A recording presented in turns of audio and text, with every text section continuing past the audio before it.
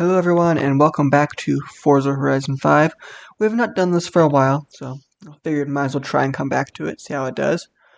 So today, we're going to be doing the Rami's racing history storyline. It's a brand new storyline that came out very recently. It's part of this season's event stuff. So exit photo mode. We'll be going doing that, trying to get it done. Don't know exactly how much of it we're going to be able to get done today. But we'll get as much done as we can within the time limit I'm comfortable with. Well,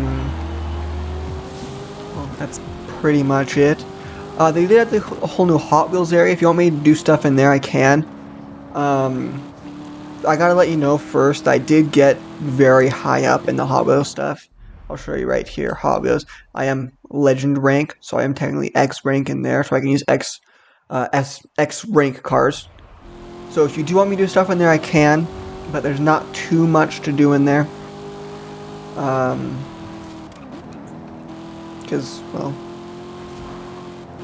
it's X rank, so most of it's done. It's just completionist stuff.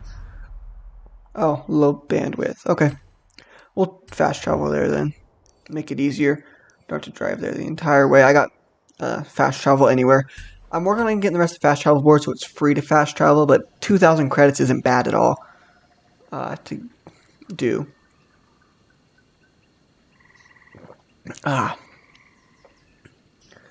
So, while this is loading,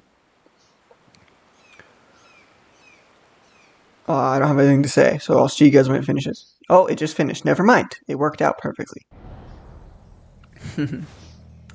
Made in Mexico. Solo, obviously don't have anyone to do it with. Made in Mexico. Now we gotta wait for another thing to load, so... Most of this is going to be more about the history of racing in Mexico. It said it in a little cutscene before I finished loading in. So there'll be a whole thing for like racing history in Mexico and stuff like that. I don't know exactly what it's going to be about. I haven't done much research on it. Like I said, it's brand new, so I don't know much about it. So I guess we'll see when it's all loaded up. Alright, we're back. Supercar, beautiful Mexican roads, promoting the Horizon So Festival. it's like, what's up? And he's telling us what's going on. Promoting? The festival seems to be doing okay. It's Rami's Racing History Month. That's a totally official thing that I didn't just invent for the festival playlist. Yeah, it's my favorite Mexican cultural event, hosted by my mate Ramiro Luis Miron. All right. I'll find someone else. That's not what I said. Of course I'll help you. I knew I could rely on you. Let's go! So the way I do this is try and get 3 stars no matter what. So if we don't get 3 stars, well, it's not my fault. Stay above 80. Then turn into the countryside. Really see what this car can do. Oh man. And I get back to 80. I'm not doing too well. I'm a little rusty with the game. I haven't played it in a while. But we should be fine once I get going.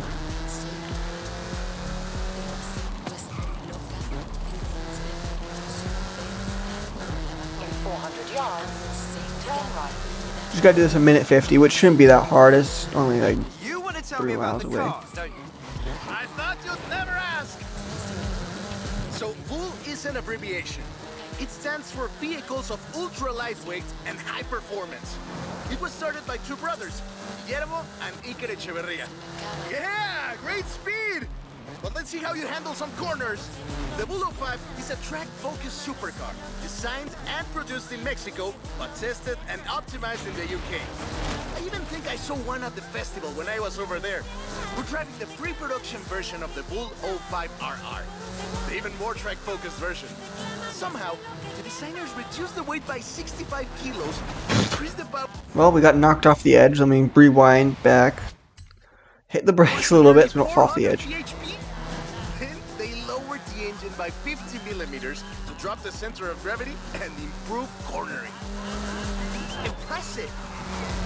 It did have really good cornering considering. I'm not the best at driving it though. The 05RR even has an option for titanium bolts, saving another 4.5 kilos. RR stand for? Road and racing. The car was designed for an enhanced track experience, but remains road legal. 400 yards, you will arrive at your destination. Nice road legal race car. The very hard to find like really good race cars that are still road legal. Not really, but the really fast race cars it's hard to get road legal still for. If it's not too much trouble. You're never gonna let me live that down, are you? Cool me. Well, we definitely got 3 stars on that one. Wait, I must have 3 seconds. I guess we're doing it again. More going fast.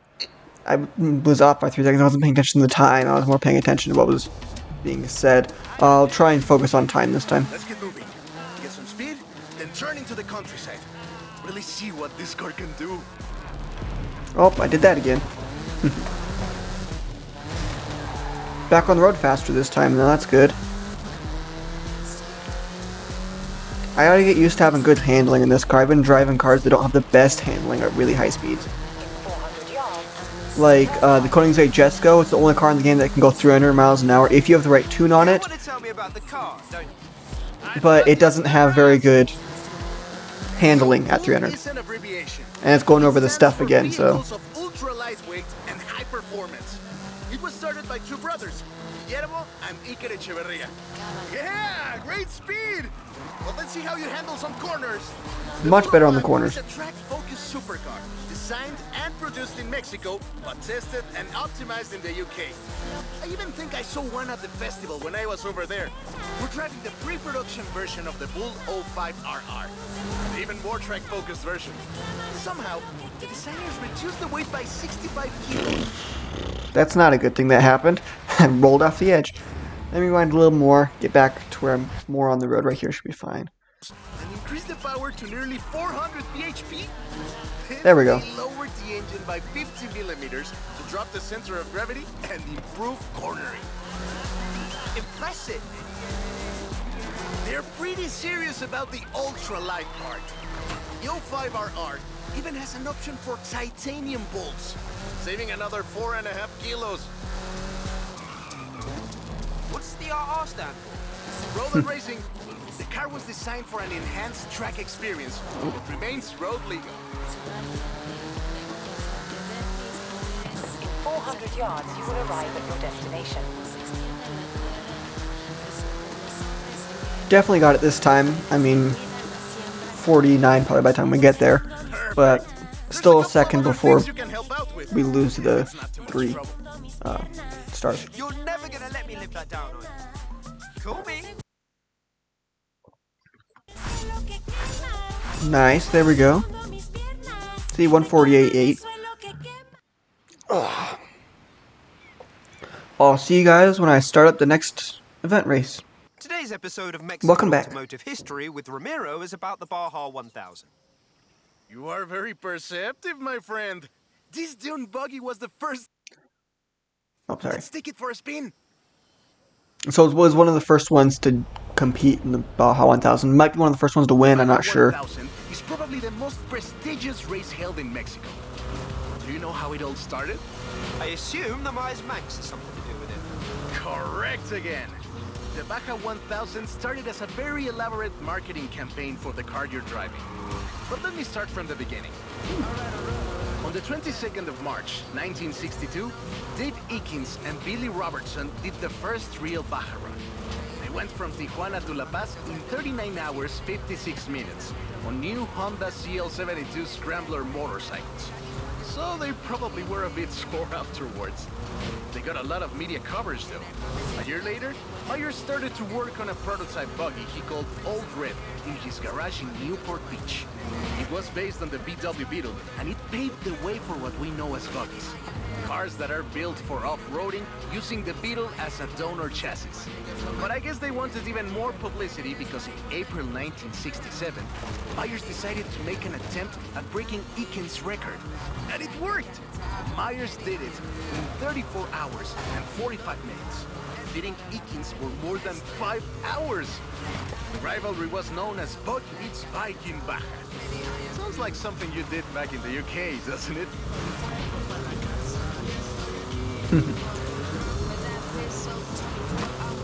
Honestly, this bug handles quite well going over these bumps and stuff. I'm not trying to follow the road anymore. I want to try and get this done definitely in the 4-minute mark. And following the road most likely will get us down to the 1-star mark. 4-minute give us 3 stars. I think like 6:30 will give us 1 star.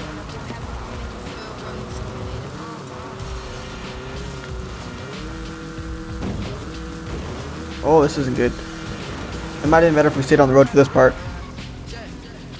And now we're stuck in 4th gear. Please shift down, car. Finally.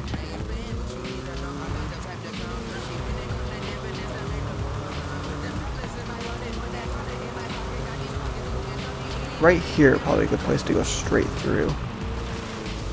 At least a little better of a place. Myers Max became an overnight sensation as a result, and suddenly they were friendly races all across the Baja. It wasn't long before they realized they needed something more organized. And that was Mexican 1000. Guess who won the inaugural event? Myers Max? You're on fire today! Yes, in 27 hours and 38 minutes. The official race was 100 miles shorter than the original route, but it's still impressive. It is quite impressive. The Mexican 1000 was later renamed to the Baja 1000 and is run to this day. 200 yards. Turn left. I don't want to turn left. I want to go straight. Honestly, completing the Baja 1000 gun. 1,000... I don't know exactly what they measure for it. But in 30... Oh, it might be 1,000 minutes or something? I don't know. But in 37 hours, it honestly is not that bad. But being off-road for that long, racing cars, man, that would be, like, hard on you. With all these bumps and stuff. So, as most of you know, I live We didn't do the full route. No. But at this rate, you would have had a shot at the original record. So as most of you know, I live in Montana, which, you know, dirt roads, some of them are really bumpy. So I understand how doing that would be hard, especially in a 4-wheeler or something like that. I know they mainly use like side-by-sides or buggies like this for it, but still, it would really mess with you. 100 yards. Turn left. Follow the road. I have enough time to follow the road for this little bit, so there we go. I love that story. My abuela used to tell it to me at least once a year. I believe we got 3 stars, like, pretty much guaranteed. Let's see, make sure. We did. Alright, so I will see you guys for the next event in a little bit. To be honest, though, Okay, we're back. We're doing stuff with the Beetle. VW Beetle. Can't fault that logic. Who are the other racers? It's this new street racing crew that's been hanging around. Ooh, I street think they're racing. here to see what you can do. With a Let's Beetle? show them. Alright, well, let's see how this goes. Hopefully they're not in, like, Lamborghinis and stuff. Oh, it's all Beetles. Hey, he's eager. But this isn't really a street race. There's no checkpoints, just the finish line. So keep to the route and get there first.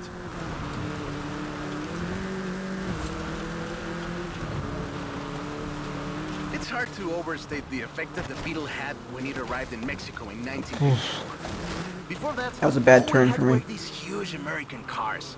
So this new European-style car with its shape and light chassis and those adorable headlights and an engine that anyone with a tractor could fix was, well, a complete game changer. That was bad corner. Very bad corner. They were so exciting that they were displayed at the Ciudad Universitaria in Mexico City. And there were lines to come and see this new car. Like that! We're gaining! Yeah, we're gaining. We're in 3rd place. Beetle started in Mexico soon after 7 of them finished the Carrera Panamericana. Before that, people were a bit worried about reliability, you see. We Mexicans love a good-looking car. But a car Oh, that can't smashed into that dude on accident. is better. The Panamericana convinced us. And in 61, Automex had assembled 250 of them. By 62, the first plant had opened in Jalostoc, making 10 of them a day. We love 10 a that day? car. So another plant opened in Puebla in 1967. And in 71, El Bocho became the official taxi of Mexico City. Oop.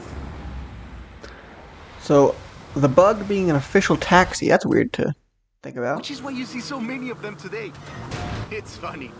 The first bochos were imports, or CKDs. But in 1971, we were exporting them to Costa Rica, and back to West Germany, Austria, Belgium, everywhere in Europe. It was a sad day in 2003 when the last Volkswagen sedan Ultima Edition rolled off the production line and went home to the Volkswagen Museum in Wolfsburg. The last one went to Germany. Makes sense, it's a Volkswagen Museum, but still, the last one, oh. Gotta go down that way. But, it's like, Germany needed one, and yet they took it from Mexico for their museum instead of manufacturing it themselves, so... Now that's more like it! Eso, Bochito, eso! I guess we're doing a good job. Figured So we're loved was the Bocho that it racing these eventually things. outsold the Ford Model T to become the world's best-selling car, and was the first to reach 20 million sales. 20 million? Other cars have staked their claim on that title in recent years, but Oh, well, none there are goes so 3 stars. timeless and unchanged as the Bocho. I have to do a little better for another 3-star run, but... I think we'll do one more storyline, different storyline, not going to play this one again like we did with the first one. I'll get 3 stars on this off cam, and then we'll That is a great car. get... Probably the Well, most iconic I'll see you guys car next in episode all of after that. Mexico. Not yet. We're not going to... Not ending yet. We have one more round. Tan pequeño Like, deja un vacío thing. tan grande. So... Adiós, sedan. I have no Thanks. idea what he just... I'll Oh, call you when I've got that next one ready. okay. So I will see you guys in the next storyline mission. Here. Oh, here we're back. First generation Volkswagen and a 7th generation Volkswagen Golf. Made in Mexico for almost half a century. Sadly, they stopped building them in 2021. But we can still race them. What do you say? To That's make for it racing. fair, I will give you a chance to make an informed choice. Let's go for a test drive. And I've got lots to tell you about Volkswagen Mexico. We're driving Volkswagens.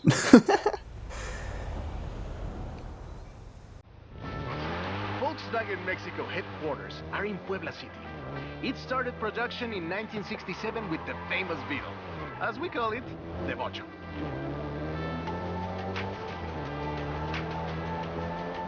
VW made multiple attempts at Oh, boy. replacing the famous Beetle with Almost newer crashed. models, but all of them failed way short of achieving the production figures until the Volkswagen Golf came into play.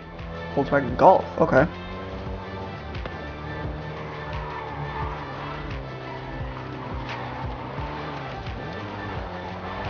It's hard to drift this thing. It doesn't want to drift. Probably all-wheel drive.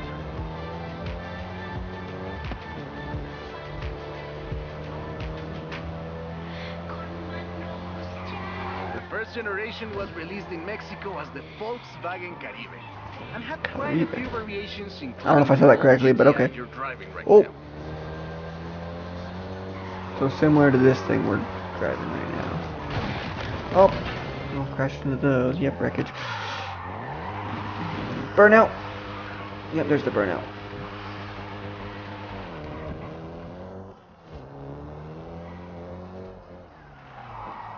VW engineers, inspired by the Beetle GSR, designed and prototyped the Golf in secret as a Skunk Works project. Little did they know that the Golf GTI would become the hot hatch. No, it didn't kill me yet. No, it didn't. Ah. Look, we'll see if we run fast enough. Look, I went right outside of it. My English is dying. Don't bug me about it. It's, well, towards the end of August, but that's besides the point. Who needs English towards the end of August, other than those who are already in school? Which, I'm sorry for you guys if you're already in school or going to school very shortly. Here in Montana, we don't start until the 31st for some and the 1st of September for others. Well, it's just how it is. Shall we jump 40 years in the future and try the 7th generation? Ooh, 7th generation. see what changed between the last one and this one. The other one had really good traction. I don't know about top Seventh speed though. generation of the Golf first the best. appeared in 2012. This version is the Volkswagen Golf R, R meaning race. Race golf. Okay.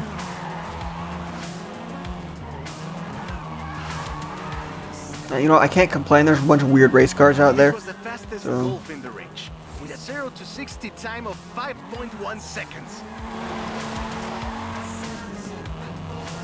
5.1. That's quite a high 0 to 60, but you know, for a hot hatch Golf, you really can't complain. Trying to get a lot of points. It says 5,000 for 1 star, so I don't know how many we're gonna need for 3. I'm guessing probably like 15, 25 area. Let's see how much this gets us. We'll definitely get over the 5 star. 2 stars was 35. I was definitely off.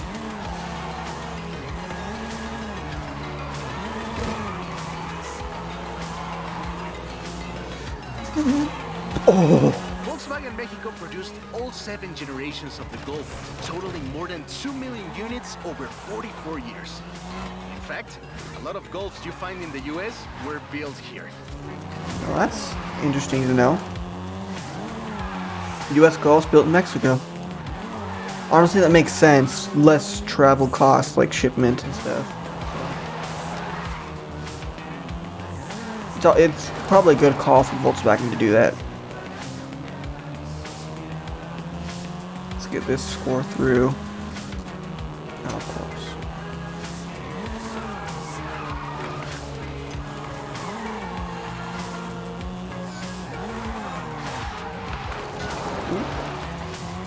Let's get this skill score through. We have plenty of time, so I'm not worried about that. We need to get to 50, okay.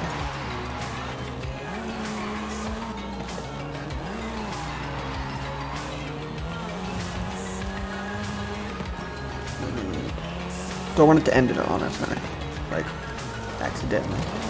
Because we need 10,000 more points still.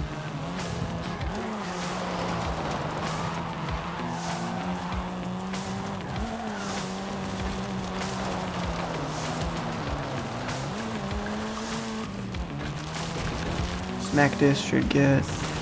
Really? No? There's awesome wreckage? Okay. There's the smack this score.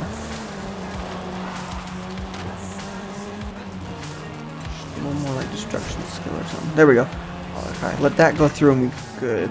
We got our 3 stars we need. There we go, we got our 3 stars. All right.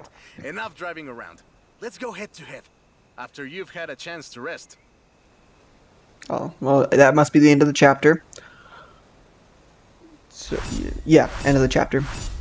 So, thank you guys for watching. If you want to see more of this storyline, let me know down in the comments. I'll definitely make sure I record more for you guys. Especially more often, because I know I missed pretty much all summer. I've been busy, like I've said. So, I will just see you guys in the next video. Bye!